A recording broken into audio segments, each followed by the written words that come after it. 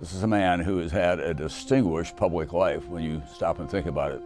Vice President, President of the United States, father of another President of the United States, CIA Director, Ambassador to China, Ambassador to the United Nations. That he's an incredibly capable man who has handled every task that the country has called upon him with great class and dignity. He's an extraordinarily caring individual. He's the most considerate and kind and thoughtful person I've ever known in my life. And you can talk to a lot of people about George H.W. Bush and they'll all tell you the same thing.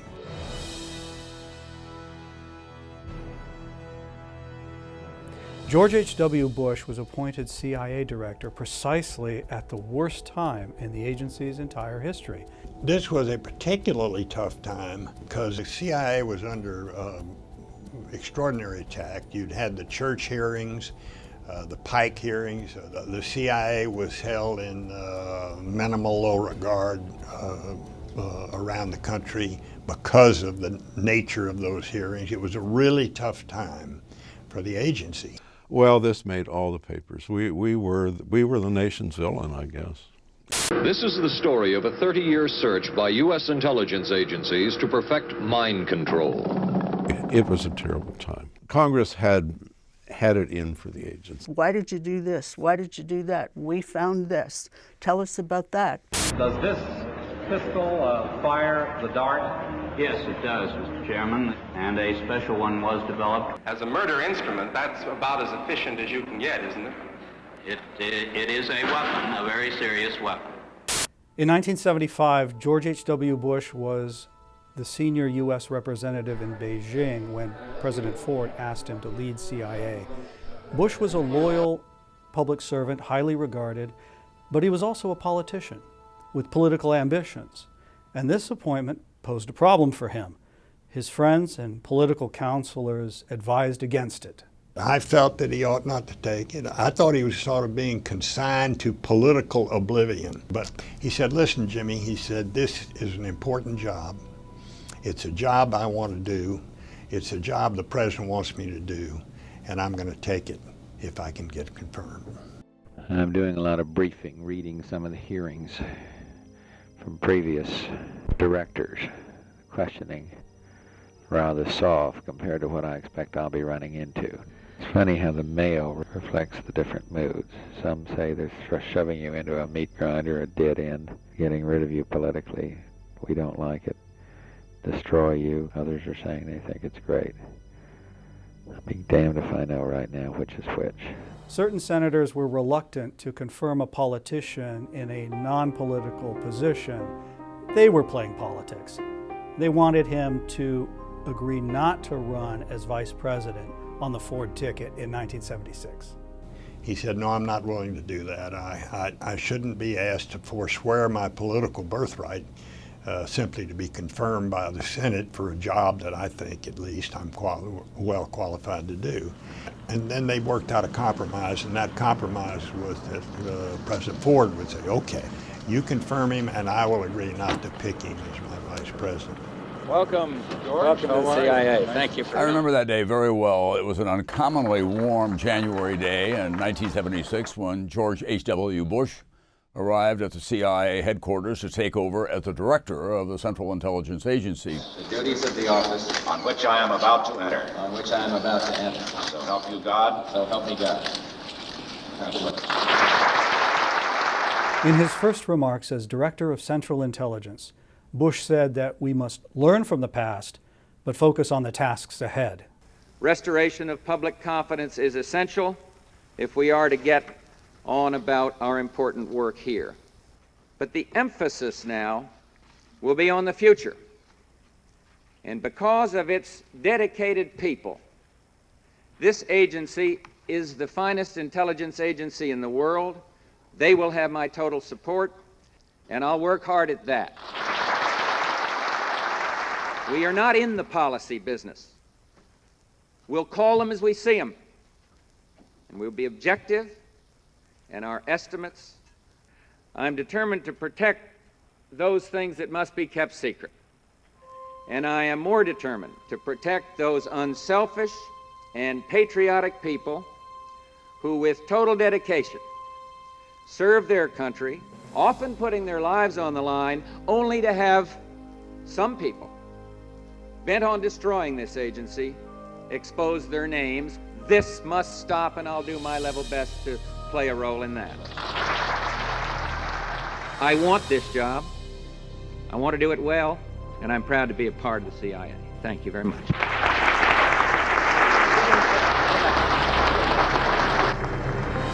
Ladies and gentlemen, hey, we got to go to work. CIA needed his leadership. Morale was plummeting. Dad knew how important the intelligence world is to for the security of the country and for the White House to be able to make good decisions. He also knew how to boost people's spirits, and turns out he was a perfect fit for the job. That was the essence of George Bush and how he did things. He was not out to upend the agency, he was there to help heal it. It was important to end it, and he ended it in a graceful manner, a deliberate manner, to say, enough, we need to move on. George Bush came in at a very difficult time for the agency, and I think he had a calming effect. I think he felt like he had to prove to the agency that he was one of them. He could have had an office right near the president, but he said, no, I'm not going to take an office in the old EOB. I'm going to take an office at Langley because it's important for the crew out there to see me as one of them and to know that I've got their back. And George Bush is nothing if not loyal. He believes in loyalty up, loyalty down. He would actually go visit people in their offices, coming to see the analysts, the case officers, the real people, the little guys like me, that makes the agency work. And he wanted to tell us the message is nobody's going to mess with you anymore. What is happening here is I'm getting my 20-year pin. It's not a medal or anything, it's just my 20-year pin. Well, usually you got it from your division chief. This is from the Director of Central Intelligence. That's the kind of thing he did. That helped the healing right down to the first floor. He's a good manager. He hires good people, gives them the authority to get the job done, and then expects them to do the job. And that, after all, I think is what leadership is all about. He shares credit, takes blame. He won't compromise the principles that he thinks are important in order to advance his own career. People like working for him because they like him. People's morale changed because we knew he was in charge and we knew he was going to defend us, and he did defend us a number of times. Bush was not only winning the confidence of CIA employees, he was raising public confidence in the agency by speaking out very frankly about the realities of intelligence. Do you think Congress has the authority, should have the authority to release secret material? No, I don't. Why not? I don't think that any branch, that the legislative branch of government should unilaterally be empowered to release secret documents. I simply don't feel that way. We cannot run an intelligence business on that kind of basis, and part of it's secret, and I'm going to see that it stays secret.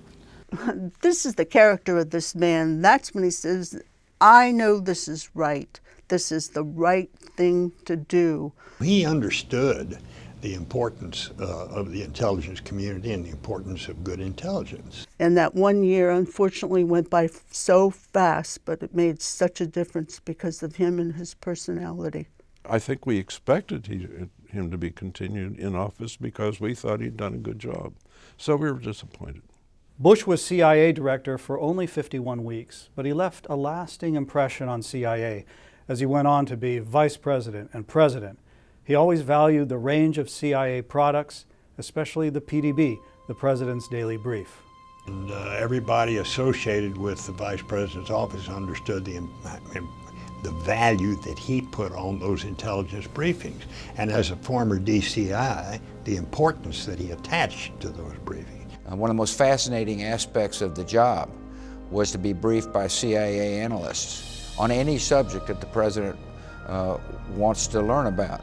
I learned that from my dad. You would not find an instance, in my view, in the 12 years that he was vice president and president, that he did not have his morning briefing from the agency, and he really valued that. Former Director Bush never forgot his time at CIA, and the agency didn't forget him. When he came back, he was a rock star, and he came back often. Always, he always came back. He always came back to see us as vice president and as president. And he obviously, he wasn't forgotten. That sign outside, that's a tribute to George Bush as director. In 1999, legislation was passed naming the CIA compound after George H.W. Bush, and the agency made it a special occasion. I know that I speak for every man and woman in this place today when I say, welcome home, George and Barbara Bush. It's great to have you back. Just this past weekend in my hometown newspaper, in fact, a CIA official was quoted as saying, in speculating as to what kind of response President Bush would receive today, "It will be like Elvis has returned." The king is here. And as many of you may not know, he was also the first agency head to take the employee elevator to his office every morning rather than the director's private elevator. Thank you for those overly kind remarks. And I would have used the other elevator, but I was here such a short time I didn't know it was there. They hid it from me. I told Barbara that all of this hoopla was a little overwhelming, and all I can say is that the gratitude in my heart literally knows no bounds. I left here some 22 years ago after a limited tenure, that my stay here had a major impact on me. CIA became part of my heartbeat back then, and it's never gone away. It is an honor to stand here and be counted among you. Thank you very, very much. He's later said on many occasions that it was the most engaging time he'd ever had in public service. He loved being the director of the CIA. He relished every moment of being in the agency, and still thinks very fondly of his time there. He has a special spot in his heart for the agency. It was important to him at the time. It was important to him throughout his subsequent service in the federal government as vice president and president, and it's still important to him, and I know that for a fact.